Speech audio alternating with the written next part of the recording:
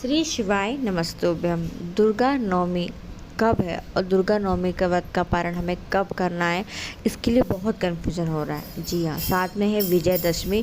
जी हाँ, जो कि 2 अक्टूबर को है। वो सबको क्लियर है कि 2 अक्टूबर को विजयदशमी मनाई जाएगी, दशहरा मनाया जाएगा। जी हाँ, पर कन्फ्यूजन इस बात का हो रहा है कि हमें जो व्रत करना है नवमी तिथि का, वो हम कब करें, और व्रत करते हैं तो व्रत का पारण हमें कब करना है। तो चलिए वीडियो शुरुआत करते हैं। स्वागत है मोदी जी ऑफिशियल चैनल पर। गुरु जी द्वारा बताया गया बहुत ही विशेष उपाय हैं जो आप नवमी और दसवीं पर कर सकते हैं। चलिए वीडियो शुरुआत करते हैं। हिंदू पंचांग के अनुसार नवमी तिथि 30 सितंबर को शाम 6:06 पर लगेगी और 1 अक्टूबर को रात 7:01 पर समाप्त हो जाएगी। तो ऐसे में उदय काल की तिथि के अनुसार 1 अक्टूबर को नवमी तिथि मान्य रहेगी। यानी जो लोग नवमी तिथि का व्रत रखते हैं तो वह रखेंगे 1 अक्टूबर के दिन, और 2 अक्टूबर के दिन व्रत का पारण किया जाएगा।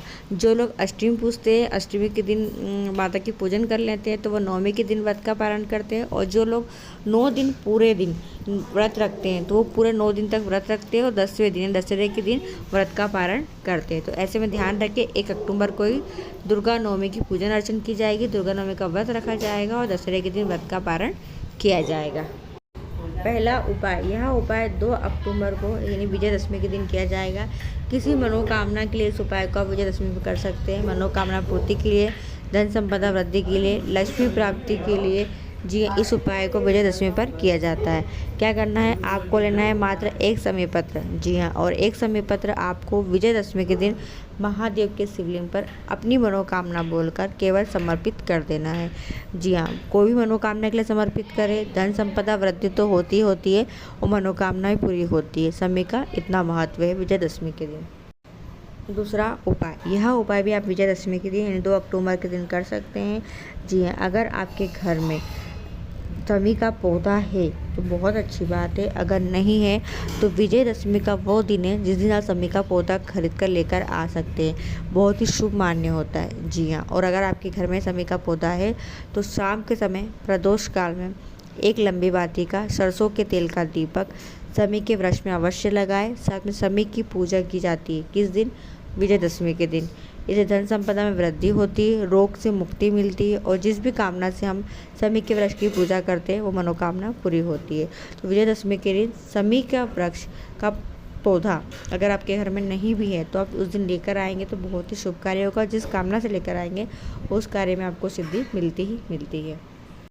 तीसरा उपाय, यह उपाय देखिए, अभी चल रहे नवरात्रे सभी को पता है और दुर्गा नवमी का दिन है। अगर 9 दिन में आपने अभी तक इस उपाय को नहीं किया है तो आप यह उपाय किसी मनोकामना के लिए कर सकते हैं। जीवन के सारे संकट परेशानी दूर कर देता है यह उपाय। जी हाँ, शीघ्र मनोकामना पूर्ति उपाय है। इस उपाय को आप अगर अभी तक नहीं कर पाए हैं तो ये नवमी तिथि है, अंतिम दिन है, अवश्य कीजिएगा। आपको लेना है गाय माता का घी से बना हुआ कंडा। जी हाँ, और उस कंडे को प्रज्वलित करना है और कंडे को प्रज्वलित कर कर इस पर आपको घी और गुड़ की अग्यारी करना है। जी हाँ, घी और गुड़ की अग्यारी आप महादेव का, धूमेश्वर महादेव, उमा पार्वती का, दुमावती माता का नाम लेकर अग्यारी करो और आपकी जो भी मनोकामना है वो मनोकामना बोल दो। ये अग्यारी आप कम से कम 5 बार 7 बार छोड़ सकते हैं। घी और गुड़ को मिक्स कर ले, कंडे को प्रज्वलित करें और कंडे के अंदर आप छोड़ते जाए। किसी मनोकामना के लिए इस उपाय को आप कर सकते हैं। अगला उपाय देखिए, दुर्गा नवमी है और नवरात्रि का अंतिम दिन है, नवा दिन है। जी हाँ, माता रानी की 9 दिन तक अगर आपने आराधना पूजा पाठ नहीं की है कोई बात नहीं, पर मनोकामना पूर्ति के लिए एक उपाय आप नवमी तिथि के दिन कर सकते हैं। यह उपाय कर लेने से माता रानी महादेव आपके सारे मनोरथ को पूरा करते हैं। जी हाँ, करना क्या है आपको, तो आपको लेना है चावल के दाने 9। कितने चावल के दाने? 9 चावल के दाने। और 9 चावल के दाने आपको कुमकुम से लाल कर लेना है। ठीक है, तो कुमकुम से लाल करने के बाद इन 9 चावल के दानों को आपको अपने सीधे हाथ की हथेली पर रखना है और अगर माता रानी का कह सकते हैं, माता रानी को दिल से याद कर कर आपकी जो भी मनोकामना है वो मनोकामना आपको माता रानी के चरणों में बोलकर उन चावल के दानों को समर्पित करना है। अब अगर आपने घर के अंदर घट स्थापना की तो माँ समर्पित कर सकते हैं, या फिर शिवालय जाकर माँ भगवती देवी का जो हस्त कमल है जहाँ शिवलिंग रखी रहती है वहाँ समर्पित कर सकते हैं, या माता जी के मंदिर आप गए हैं वहाँ आप दर्शन के लिए गए तो वहाँ भी आप समर्पित कर सकते हैं। 9 चावल के दाने से कर सकते हैं, या 9 पुष्प 9 लाल पुष्प भी आप माता रानी के चरणों में समर्पित कर सकते हैं, या फिर 9 एक पुष्प की 9 पंखुड़ी भी आप माता रानी के चरणों में समर्पित कर सकते हैं।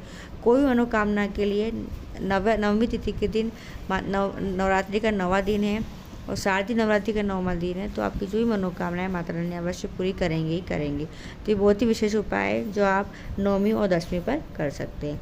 वीडियो पसंद आती है, आपके लिए उपयोगी रहती है, तो वीडियो को और लोगों तक ज़रूर शेयर कीजिएगा। श्री शिवाय नमस्तुभ्यम। हर हर महादेव।